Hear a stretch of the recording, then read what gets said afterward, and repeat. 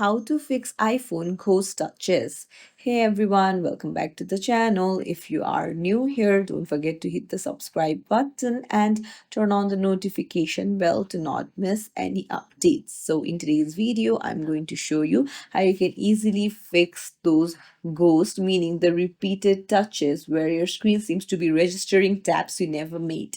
It can be super frustrating. Let's dive right in. You need to head over to your settings and then go to accessibility. Then you'll need to scroll down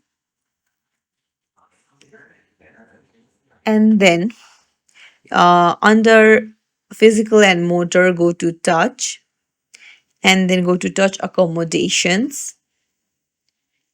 And there you need to adjust ignore repeat, make sure it is toggled on. This setting essentially tells your iPhone to only register a touch if you hold it for a certain amount of time, which helps filter out those accidental or phantom touches.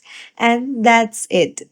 This can fix iPhone ghost touches. If you found this tutorial helpful, don't forget to like the video and subscribe to our channel. Thank you for watching.